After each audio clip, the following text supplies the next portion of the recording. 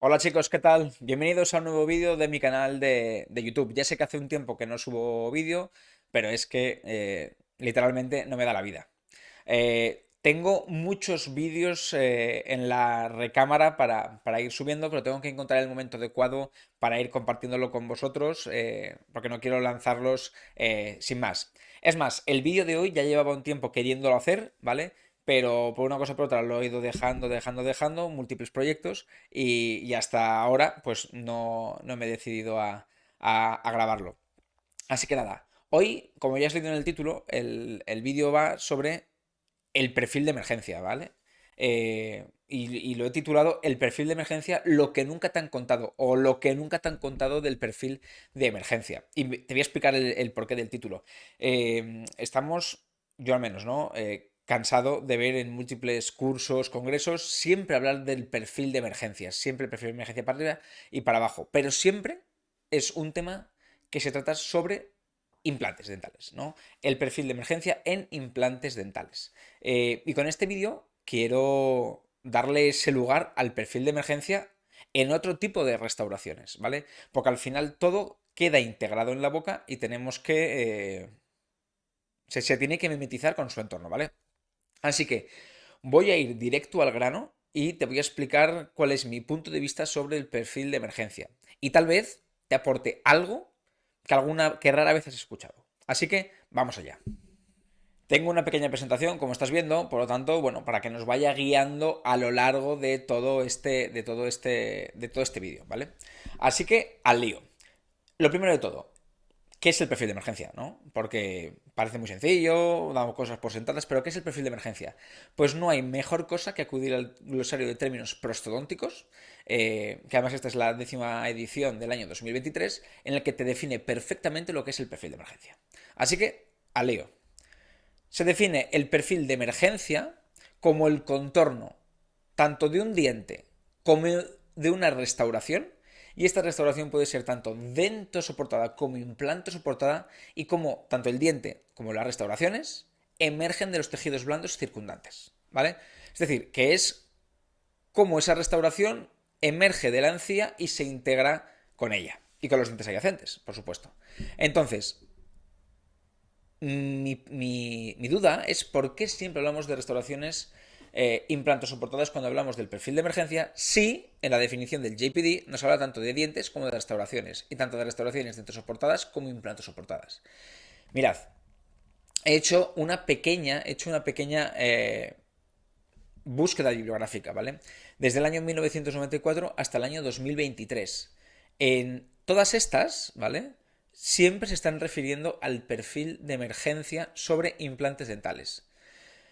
¿Cómo influye la parte que va desde la plataforma del implante, desde el pilar, hasta el margen gingival? ¿Cómo influye este, tanto a nivel biológico como estético, ¿vale? En la restauración implanto soportada.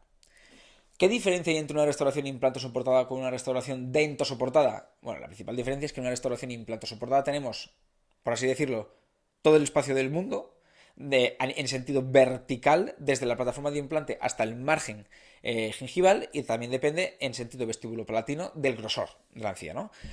Pero sin embargo, siempre se están refiriendo a la porción subgingival. Bichacho, en el año 1994, nos presenta, pues son todo opiniones de expertos, cierto, pero nos explica cómo modificar ese perfil de emergencia subgingival desde la plataforma del implante al margen gingival para dar una apariencia de diente natural, como este emerge de la encía.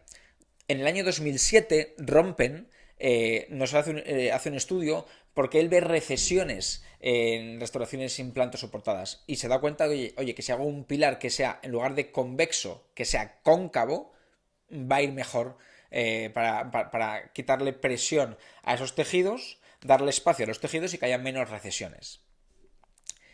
El año 2010 es el año del famoso artículo del perfil crítico y subcrítico de Su y de Óscar González, ¿vale? Perfil crítico, pues esa porción, el primer milímetro que va desde el margen gingival, el primer milímetro subgingival desde el margen gingival, y el subcrítico desde este milímetro hasta la plataforma del implante. Si te das cuenta, siempre están hablando de la zona subgingival, subgingival. En este artículo, ¿qué fue la clave? ¿No? Pues, o dónde se dio la luz, por así decirlo. Oye, que en ese perfil crítico es el que influye en la posición del cenit, del margen gingival, el que influye en la posición de mi margen gingival, en la estética de mi margen gingival, ¿vale? Pero es ese milímetro desde el margen, un milímetro subgingival, perfil crítico, y de ahí hacia la plataforma del implante, el subgingival. En el año 2017, ¿no? Blasi y Clavijo, pues nos hacen un estudio, un artículo, en el que hablan sobre el impacto del diseño del pilar, ¿no? Del abutment, del pilar en el perfil crítico y en el subcrítico, y cómo los diferentes materiales influyen en la estética gingival, ¿vale? Si os dais cuenta, en la imagen de los artículos siempre nos están hablando en ese sentido vertical, Año 2020, ahora sí ya, Óscar González saca un segundo artículo sobre el perfil crítico y el perfil subcrítico. Y dentro del estudio, si accedéis, que os voy a dejar debajo en la descripción todos, lo que veis son las diferentes morfologías que puede haber de ese área subgingival en función de dónde esté colocado este implante y la morfología del pilar. Año 2021, Ramón Gómez Meda, ¿no? Nos habla del Aesthetic Biological Contour, ¿ok? Que, bueno, divide estas zonas del perfil crítico y subcrítico, las redenomina en otras tres, que son el EBC, las zonas EBC, pero que no deja de ser la zona crítica y la zona subcrítica. Y en el año 2023, Pelécanos, pues es el único autor en el año 2023 en el que sí nos hace una diferencia entre la zona subgingival y la zona supragingival, pero en su artículo lo que hace especial énfasis es a la zona subgingival. Zona subgingival, que las diferencia en tres zonas son la deep zone, la transitional zone y la cervical zone. Si te das cuenta, todas las mediciones que hemos visto en estos artículos son en sentido apicocoronal, desde la plataforma del implante hasta hasta el margen gingival. Y en la odontología, la mayoría de estas mediciones son o apicocoronales o mesodistales. Apicocoronales, te pongo un ejemplo. ¿A cuánta profundidad hay que colocar la plataforma de un implante con respecto al futuro margen gingival? A 4 o 5 milímetros, sentido apicocoronal. ¿A cuánta distancia hay que colocar dos implantes adyacentes? A 3 milímetros de separación, sentido mesio-distal. ¿A cuánto un implante de un diente? A 1,5 milímetros, sentido mesio-distal. Pero en sentido vestíbulo-palatino conozco pocas mediciones. Te podría decir cuánto hueso tiene que haber desde la cara vestibular de mi implante hacia vestibular. Pues mínimo 2 milímetros para asegurarnos un correcto contorno óseo, ¿no? Alrededor de mi implante. Pero ya está. Y el nivel de perfil de emergencia todo es apicocoronal. ¿De acuerdo? Entonces, vamos a ponerle un poquito de énfasis a esto, porque ¿qué pasa con las restauraciones dento-soportadas? ¿Cómo emergen? Un composite emerge de la encía, una caría tiene que emerger de la encía, una corona tiene que emerger de la encía. Es cierto que no tengo tanto espacio como en un pilar sobre implante, pero tengo una línea de preparación si la tengo, ¿de acuerdo? Entonces, el perfil de emergencia es solo sobre restauraciones implantosoportadas, ya hemos visto en la definición del GPD que no. Así que vamos a volver a la presentación. Existe un artículo de G en el que nos habla sobre implantes, cómo tienen que ser esos primeros milímetros con respecto a la plataforma del implante. Con respecto a la plataforma del implante y con el tejido óseo y el tejido blando circundante para evitar pérdida ósea. En lo que nos dicen sus conclusiones es que el ángulo de emergencia, cómo emerge este perfil de emergencia del implante, no puede ser mayor a 30 grados y que los perfiles no tienen que ser convexos, sino cóncavos. ¿De acuerdo? Es por ello que yo subí este post a Instagram para generar, como ya me conocéis, un poquito de polémica. Aquí lo que estáis viendo son dos pruebas de plástico, son dos provisionales impresos, sobre un T-Base estándar, ¿vale? Que sí que es cierto que tiene un perfil de emergencia mayor a esos 30 grados, está en torno a los 40 grados, ¿vale? Ese perfil de emergencia. Y la altura, que sabemos que tiene que ser de 2 milímetros como mínimo, idealmente 2,5, aquí en este caso es de 1,5, ¿vale? Entonces, mi pregunta era, cuando hablamos de restauraciones sobre implantes, se hace mucho hincapié en cómo debe ser el perfil crítico y subcrítico. Sin embargo, De estas dos restauraciones de un mismo paciente, ¿cuál es más correcta? ¿Vale? Entonces, mi amigo John Gurrea contestó a este post en Instagram y puso ninguna. El pilar es demasiado divergente. ¿Correcto? ¿Vale? O sea, como hemos visto, excede esos 30 grados, por lo tanto es demasiado divergente. Pero aquí ahora es donde iba mi idea de este post. Vale, pues ahora imagínate que no existe el pilar. Imagínate que es un pilar individualizado perfecto o un pilar de stock con menos de 30 grados. ¿Por cuál de las dos te decantarías? Y al final, pues no hubo respuesta. Se enroscó, pues es que si el pilar no importa, bla, bla, bla, ¿vale? Entonces, yo con este vídeo lo que quiero es darte mi punto de vista y hacerte reflexionar, ¿vale? Nosotros podemos dividir claramente las restauraciones en dos áreas. Una primera área, que es el área subgingival, perfil crítico y subcrítico, que es de lo que siempre se ha hablado en perfil de emergencia. Pero podemos definir otro área que es la zona supragingival. Zona supragingival. Cuando hacemos una restauración, tenemos que siempre tener en cuenta los tres requisitos. Criterios biológicos, criterios funcionales y criterios estéticos. La zona subgingival es la que nos va a dar el criterio biológico. Pero la zona supragingival es la que nos va a dar va a reunir los criterios tanto funcionales como estéticos. Podrías decirme, si usas un mal pilar, como va a haber una posible reabsorción o se va a influir en el posible resultado estético final. Sí, ¿vale? Pero si yo selecciono un buen pilar subgingival, pero alguna mala zona supragingival, mi restauración no tendrá estética, aunque se conserven los tejidos blandos. Entonces, ¿vale? Quiero hacer esta aclaración. Entonces, lo que yo digo es, ¿vale? Si en todos los artículos nos hemos centrado en este área y nos hemos olvidado de la zona supragingival, ¿qué impacto tiene esta sobre nuestra restauración estética? ¿Dónde es el límite? ¿Cuál es el límite para posicionar la cara vestibular de mi restauración? Ya sea sobre implantes, sobre dientes, una carilla, un composite. ¿Cuál es el límite? ¿No? Esa es la pregunta del post, ¿vale? Este es el post que subió John Gurrea para ejemplificar lo que él quería decir con respecto a mi post, ¿vale? Y subí esta restauración preciosa de un premolar, ¿vale? Sobre un pilar mimetic de Klockner que tiene un ángulo de convergencia menor a 30 grados y es lo que él remarcaba en su post, ¿no? Oye, este pilar tiene menos a 30 grados y entonces respeta la biología de los tejidos óseos y del tejido blando circundante. Pero mi pregunta es, y es lo que la pregunta que le hice por Instagram, que es, ¿dónde posicionas la cara vestibular? ¿Cuál es el criterio para posicionar la cara vestibular? Porque mirad, estos son la misma imagen modificada con Photoshop. Tengo el mismo área subgingival, pero la parte supragingival influye. ¿Respetaré mi biología? Sí, pero el impacto estético de la cara vestibular, del área vestibular, de la zona supragingival, ¿cuál es? ¿No? ¿Por cuál te decantarías? ¿A, B o C? El pilar subgingival es ideal. ¿Por cuál te decantas? Y aquí es donde surgen dudas y es donde te faltan datos. Y eso es lo que yo esperaba con el post. Que me dijesen, pues me faltan datos veces. El dato que me falta es este. Pues mira, a lo que voy.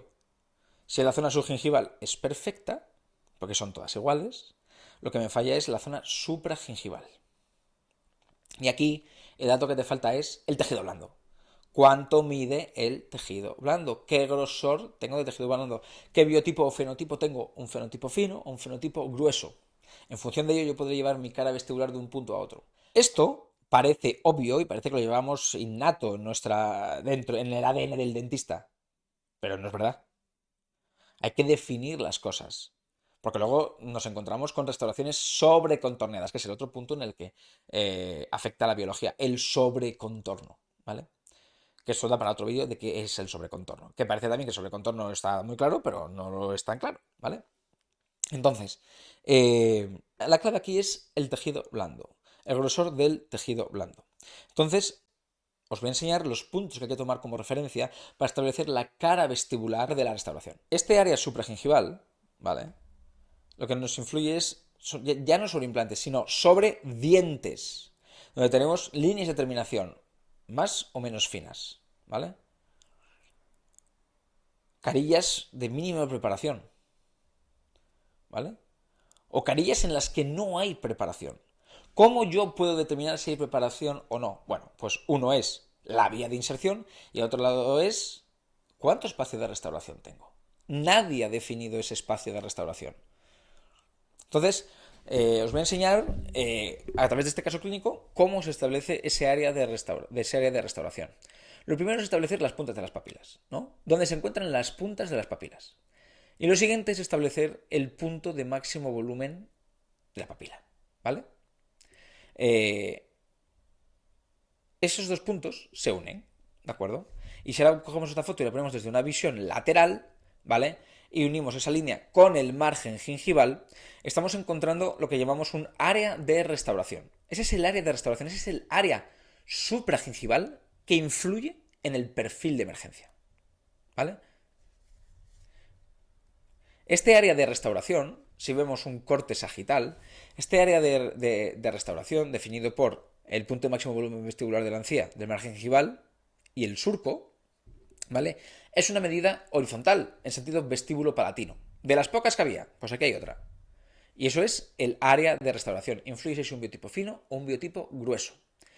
Y esto lo podemos medir. 0,4, 0,2, 0,6. Es el espacio que tenemos para que emerja nuestra restauración sin sobrepasar la encía, que es la clave para conseguir estética. Entonces, si os dais cuenta, no es la zona subgingival, es la zona supragingival. Y ahí ya, si tengo 0,6, pues puedo coger 0,4, 0,5, 0,3, 0,2 de ese espacio para no sobrepasar mi tejido blando, el volumen de mi tejido blando. Y luego, por supuesto, tendré que preparar el diente, 0,2, 0,3, 0,4, 0,5, lo que haga falta, para generar la vía de inserción. Y aquí tenéis un corte sagital con la restauración diseñada, ¿de acuerdo? En la que voy a hacer una restauración de 0,2 en el que no sobrepaso nunca mi volumen de tejido blando. Es por ello que aquí tenéis el caso recién cementado, ¿vale? Y desde una visión oclusal lo que estamos viendo es que la restauración del diente 21 en ningún momento sobrepasa los tejidos blandos y se mimetiza con el diente 11. ¿Vale? Lo que estáis viendo es que de líneas ángulo a punto de contacto no sobrepasa el volumen de la papila, del tejido blando de la papila, de las papilas, y entre las líneas ángulo esta restauración no sobrepasa el punto de máximo volumen de la encía del margen gingival, ¿de acuerdo? Aquí tenéis la restauración, en el que veis cómo ese área de restauración supragingival, cómo emerge de la encía sin sobrepasarlo, evitando así el sobrecontorno. Esto que os estoy explicando lo publicamos en el año 2021, salió publicado en el 2022, Juan Ruiz de Gopegui, Carlos Oteo Morilla y yo mismo, ¿vale? Que es el AIA Concept, el Aesthetic Integration Area Concept, que es básicamente que se puede aplicar tanto a restauraciones dentosoportadas como implantes soportadas, en el que se establece una técnica para obtener restauraciones imperceptibles que se integren con los tejidos blandos circundantes y, más importante, también con los dientes adyacentes. Esto te permite tanto identificar problemas en los dientes adyacentes y tratarlos, como mimetizar tus restauraciones con los tejidos blandos. Por lo tanto, si yo vuelvo a coger la literatura de inicio, ¿vale? Que tengo estos artículos, ¿vale? Entre el de Gómez Medalla y el de Pelecanos deberíamos meter el del EIA Concept del año 2022, que es el único que nos habla de la importancia de esa restauración supragingival, ¿vale? Del área supragingival. Entonces, para hacer un pequeño resumen, desde mi punto de vista, las restauraciones tenemos que dividirlas en dos tramos, el área subgingival y el área supragingival. Está claro que en las restauraciones sobre implantes tenemos una gran transición subgingival, que luego hay que continuar con la zona supragingival. Y en restauraciones sobre implantes es tan o más importante el área subgingival como la supragingival. Si yo hago una muy buena área subgingival, pero una muy mala supragingival, mi restauración implante soportada me respetará la biología, pero no se va a integrar estéticamente. ¿De acuerdo? Y al revés, si yo hago una muy buena área supragingival y una mala subgingival, esa restauración se va al garete. Por tanto, en una restauración implante soportada tenemos que aunar las dos, la sub y la supra. Sin embargo, en restauraciones dentosoportadas, coronas, carillas, composites, la porción subgingival que nosotros vamos a poder manejar es infinitamente menor, que depende del espacio biológico. ¿Cuánto vamos a poder manejar? ¿0,5? ¿0,5 subgingival? Ahí no tenemos ningún tipo de manejo, a no ser que sea una restauración de tallado vertical, no hay ningún tipo de manejo, como quien dice, de tu tejido blando, porque el tejido blando y esa adaptación dependerá de tu línea de determinación si la haces. Si no la haces, depende de la prótesis del bob, ¿vale? Entonces, en unas restauraciones dentro soportadas con línea de terminación, lo que tiene mayor influencia, aparte de tu tallado, es la zona supragingival. ¿Cómo haces tú ese perfil de emergencia, ese ángulo de emergencia? ¿Cómo emerge esa restauración de los tejidos circundantes? ¿Dónde posicionas la cara vestibular de la restauración?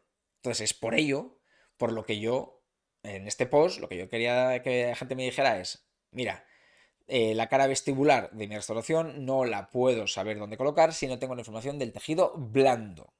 ¿Qué pasa? Que vamos a piñón fijo y siempre nos centramos en el área subgingival, el pilar, el ángulo de emergencia del pilar, ¿vale? Y es un todo, la zona sub y la zona supra. Así que nada, espero que con este vídeo te haya quedado un poquito más claro mi punto de vista, tengas aquí ya una pequeña revisión, ¿no?, de lo que hay sobre el perfil de emergencia y que incluyas en tu revisión el EIA Concept. Te recomiendo que te leas este artículo, que lo interiorices, es muy fácil de leer, se entiende muy fácil y estoy seguro que si lo aplicas llevarás tus restauraciones tanto de composite como de cerámica como tus provisionales al siguiente nivel, porque de repente es como que entiendes cómo se integran las cosas, entiendes cómo emergen las restauraciones de los tejidos blandos. Pudieras pensar esto ya lo sabía, es obvio, no es tan obvio. Yo me he cansado de ver restauraciones en la universidad, en cursos, en congresos a veces, que dices, esa restauración no respeta el tejido blando, está sobrecontorneada. ¿Y qué es lo que conseguimos con ese sobrecontorno? Que las papilas se nos oscurezcan, que aparezcan más oscuras. Y cuando el paciente, a lo mejor con un flash de estudio no se ve, pero en la vida real sí, o en un vídeo sí se ve, ¿vale? Entonces, si tú lo aplicas, créeme que tus tallados van a mejorar, tus restauraciones de composite van a mejorar, tus provisionales van a mejorar, todo va a mejorar. Ponle foco tanto al área sub como al área supra. Y nos vemos en el próximo vídeo. Hasta luego.